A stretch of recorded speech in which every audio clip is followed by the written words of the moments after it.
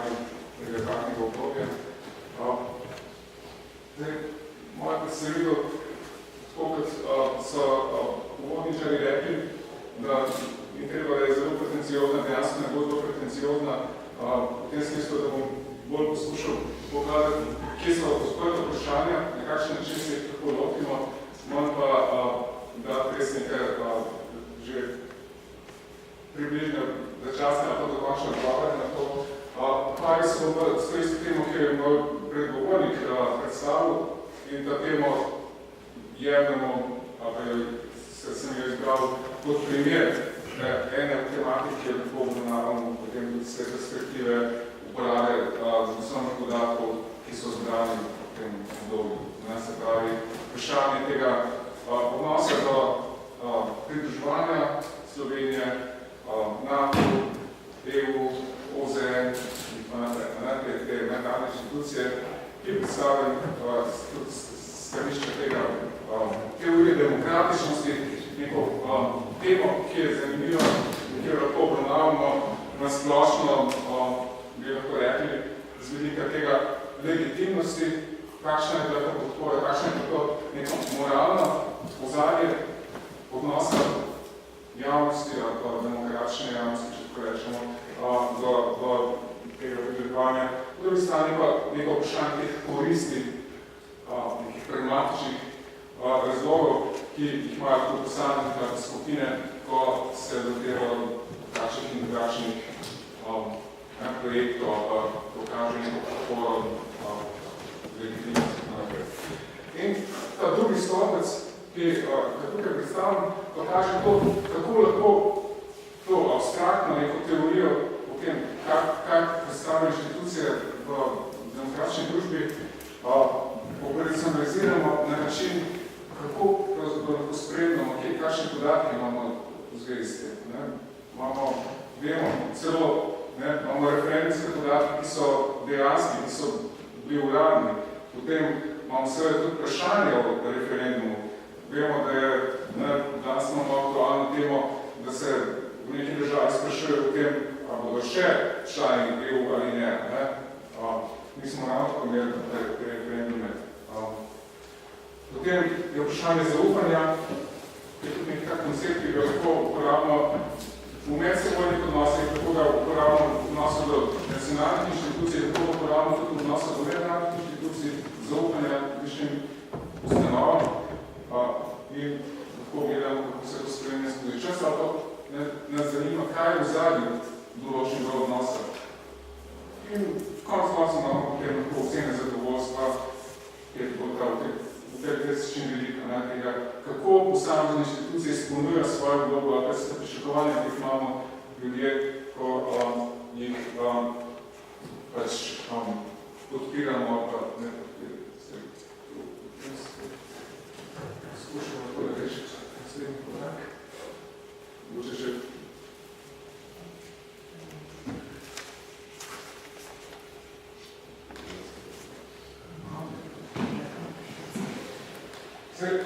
to malo predstavitev bo taka mešanica tega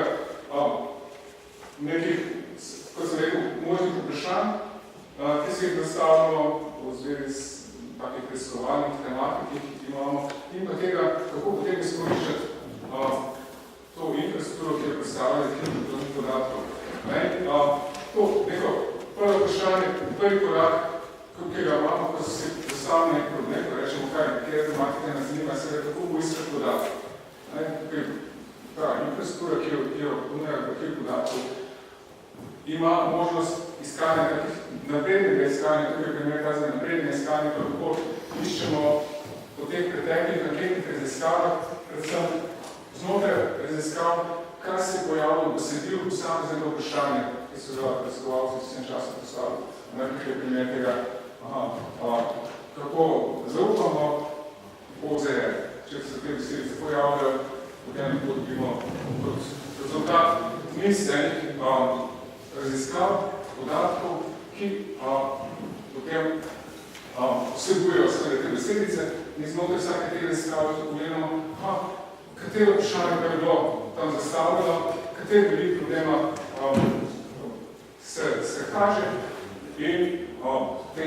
podatke potem lahko opazujemo tudi ravno tega dobesednega vprašanja, kako je zastavljeno. Tukaj vidimo, ja, neka lestvica 1 do 10, kako zaupa, kako ne zaupa. In tisto, kar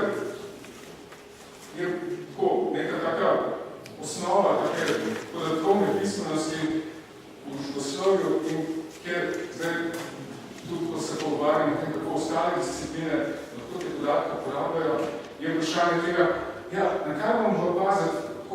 kakšni so te metodološki veliki, na kaj bomo biti pozorni, ko interpretiramo te rezultate, ko jih poskušamo razumeti, ko poskušamo razlagati.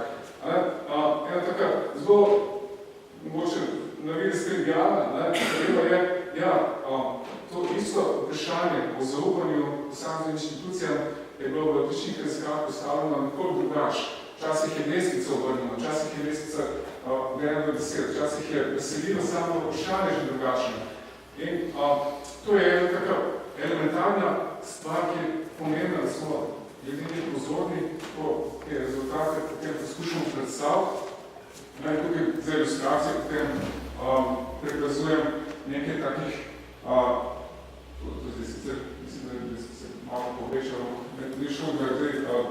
samega naslova tega grafa navidno, gre za zaupanje Združenih narodov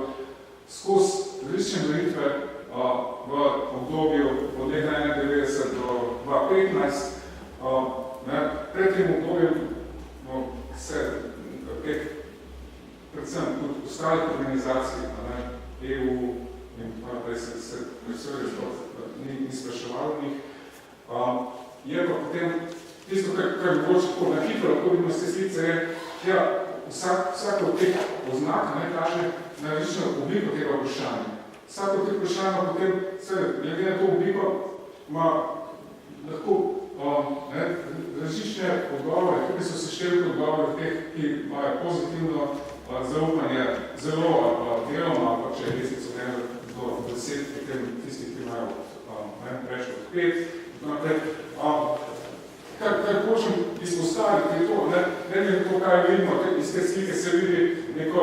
stabilno, mogoče nekoliko podajoče, zaupanje v OZN in podobno potem, lahko opazujemo tudi pri Juri,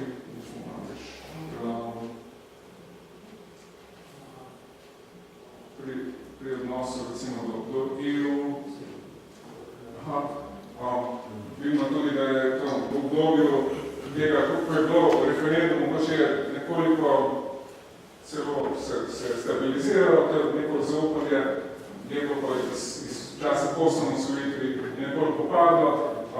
in tudi v zadnjem obdobju mogoče nekoliko padlo. In skratka, pomembno je, da smo pazljivi glede teh metodoloških vprašanj, tudi kaj je vzorec, na kakšen način ta raziskava narejena, te stvari, da potem pač na nek način projektno potem interpretiramo te rezultate. Nafto vidimo, da je neki skoki, so se dogajali. In ta nivo tega zaupanja, če se nekako dotaknemo vsebine, da ni podaj te predstavitve, je bolj bolj stabilen, ima neke spolne pace, v zadnjem obdobju mogoče nekoliko paca, ampak vse te inštitucije, tudi če primerjamo recimo za zaupanje vlade Republike Slovenije, ki se te inštitucije ponovali v nekem bloku vprašanj stopajo v nekem sporedni meritvi, vidimo, da je tukaj velika več spolnih pacov, ker vemo, da ta dinamika tega zaupanja do nacionalnih inštitucij je tako zelo odvisna od teh konkretnih razvojnih dinamike odnosov med točnimi akterji in sploh tega cikla nekih volitev in postavitev vladnih menjav, ki se tukaj dogajajo. Kaj je mogoče zanimivo, če tako vse te rezultate pozavno na skupnem nivoju vidimo, da pravzaprav samo zaupanje v teh inštitucij niti ni nizko in da je zanimivo povprečje zaupanja v vlade še najnižje od vseh teh inštitucij. Zato zaupam, da naše inštitucije imajo povprečje zaupanja kot nacionalne inštitucije. To je zgolj neka taka ilustracija, kakšen ran podatkov imamo, ker tudi na vse strane teme so te podatke tam na voljo. Ampak zdaj, tisto, kar je mogoče kot povabilo temu, kako se lotiti raziskovanja tega preteklega obdobja, recimo neke tematike, teh mednarodnih inštitucij, je potem vprašanje takih samih pristopov, ne tako ločno dva pristopa, opisni pristop, kjer poskušamo predstaviti podatke na ta način različne velike problema predstavljamo, recimo, kako ljudje poznajo sploh inštitucije, kako poznajo OZN, ne OZN je, kaj se mogoče nekaj ni na tako blizu, neko, EU, NATO, spet. Po drugi strani me zanima primerjava med državami, primerjava skozi čas. Tisto, kar je seveda neka zanimivost, je seveda tiste ozadje, recimo vprašanje, kdo so zmagovalci, kdo so poraženci v odnosu do, recimo, obdobja vprašanja EU, je to zelo aktualno vprašanje. Čigav projekt je bil to? Je to projekt elita, je to projekt množic? Potem, kakšni so dejavniki v ozadju, v tem smislu, kakšen, v družboslovju nasplošno se govori o teh mešanih identitetah, nismo več samo navezani na državo, ampak smo lahko navezani hkrati na državo in na nacionalne enote. In za vsako od teh perspektiv imamo lahko potem, ko razmišljamo o tem, katere podatke uporabljati, določeno tisto poudarek, ki ga iščemo v teh podatkih. Me zanima mogoče ta mesečna dinamika, recimo zanimiv članek so kolegi Krašovec in ostali predstavili tudi v nedavnih objavah te mikrodinamike v času referenduma NATO in EU, kako se je potem ta, kar se nekaj spominjamo, kampanje, ki sem želila zvedi NATO, ki so se EU samo sebi, samoumevna, kateri so potem koncepti, ostali koncepti, ki jih lahko vključimo v analizo, če se je lokom tega pojasnevalnega ali opisnega pristopa, tisto, kar sem že omenil, poznavanje potem, če imamo določene raziskave nacionalne varnosti, kjer je zelo podrobno razdeljeno tudi to vprašanje, kaj so ljudje predstavljali, kaj so koristi od NATO in tako naprej, kako je povezava teh ličnih velikov nalog in podobne stvari. Zanima nas, se pravi, ko izbiramo katero stare spremljivke so na voljo, hkrati s tisto našo tematiko, odvisno spremljivko, zato da bomo našli neko razlago, če jo iščemo. Zanima nas možnost povezovanja ličnih podatkov, lahko tudi nekih podatkov iz drugih virov. In pa seveda, doskrat nas za te take primerjalne analize zanima, a so podatki že urejeni, a so urejeni na ta način, da predstavljajo, da nekdo, ki se loti analiz teh podatkov, nima veliko dela s tem, da ljudi v časovno vrsto, da jih uredi na ta način, da primere začne države med sabo, da pazi na to, kako so to vprašanje harmonizirane med sabo in iz njih lahko naredim, recimo, nekateri podatki so že taki kumulativni, Evropska unija, ena serija raziskave Central-Eastern Eurobarometer, se pravi vzhodno centralna Evropske Eurobarometer je bila predhodnica tega barometra, prej smo pričani sami EU, so med določeni smeritev v obdobju 90 let. Pomembna je ta dostopnost podatkov, a so podatki dostopni na ta način, da lahko vsak uporablja, kako je dostopna dokumentacija, kakšne so povezane gradiva. Včasih se prvi stik s podatki gre skozi neke publikacije, potem pa, ko nas zanima kaj več, tisto, to, kar zdaj hočem pokazati, tako na hitro se bom hitro zaključil, da ko nas zanima kaj več kot tisto, kar je objavljeno v publikaciji, kaj več kot tisto, kar so samo agregatni podatki, gremo lahko v globino in tukaj na eno od orodij, ki jih ponujemo recimo na arhivu škodnih podatkov za namen analize teh podatkov, za tisti, ki počučijo zelo logične podatke, še statistične knjige, kaj se zgodne analize, nekaj primer tega, tem bomo gledati, a so tu zelo zaražene tega vprašanja EU. V tem smislu moči v družbi, da bi močki zelo bolj zaradi EU, kot željenci. Večina, ki se kaže smerene. Kaj se zmene zdaj dobivamo, kak se zelo na pravu, zdaj, to je zelo nekaj, da vem, da se pravi, da ta bomo z tega moški ljudje z velikimi moški ljudje z velikimi často se ne bo, se znižal, ta razlika postaja, se zaradi odnos do medicinskih razlik, nekaj višjih skupin, moči, nekaj stvari. Tisti, ki se zgledajo za zanimivo zaupanje višjih inštitucij, imate teorijo o tem, so seveda odnos nacionalnih inštitucij, kako se čuje z odnosom nacionalnih inštitucij, ampak teoriji, da so seveda tudi določenih okoliščinah in to zelo pogosto so dopada, ker to je velika povezanost med tem, ko zazumemo na nas izgledanje in pri kakšnem nazorimo. Medsebojno priprednje notranje okoliščine, nacionalne okoliščine, naprej tega odnosa v različnih institucij, zelo zanimivo se razumevanja, kaj meni to delovsko sistema. Mislim, kar bi zelo izpostavljamo, potem se skupna dejavnost, ki imamo tem soslova, podatkov, ponujemo možnosti analize, se vse te podatki cilje na tak način kot publikacije, se pravi, vsako raziskavo, ki bi barate, poberete, modeli ciljene, ne vključil ko svojo aplikacijo. Kar je še zanimivo, da je ta nas zastopite materije, da imamo seveda v arhivu in potem fotografijskih inštitucij, imamo zelo vrstnike nevladnih življenje, raziskovanje podatkov. Tukaj se so naštete nekatere, ki imamo vidijo v predelu, ki kažejo posamezne tematike, ki so se zanimali za tako določene, ki smo nosili na naših institucij. Med drugim so seveda neke zgodovinske, kako že rečemo, raziskave, ki so znanstvenega javnega mnenja, če nekaj sploh tako rečemo. Tukaj se zelo tako nekaj odnosa, vsi so kako se spadamo na krvno, vidimo, da je vse nekajemanje v tega gradnih boju, nekatere države so bolj proti NATO, nekatere so zreju, drugi so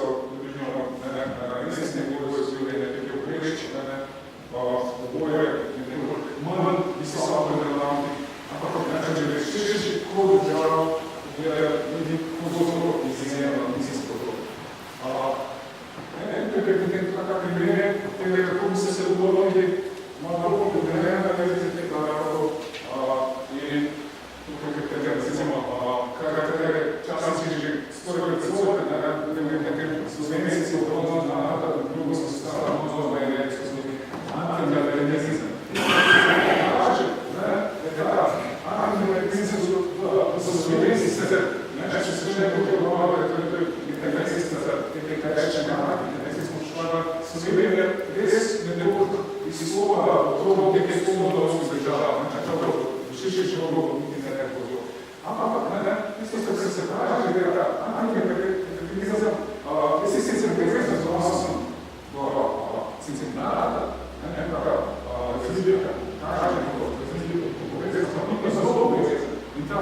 pojasnitev strane antimedicinizem, so zgodno analizo nekaj držav, Slovenija,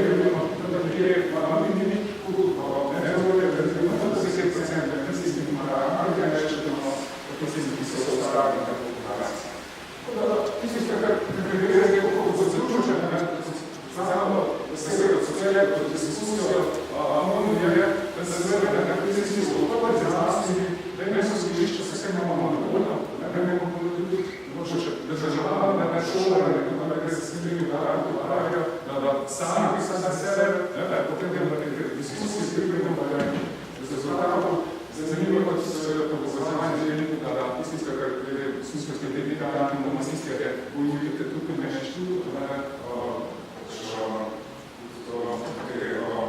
samo mislijo, ki so tudi zajedniki, se sodelujo in televizijski, in humanistični, proizvodni, in mislim, da je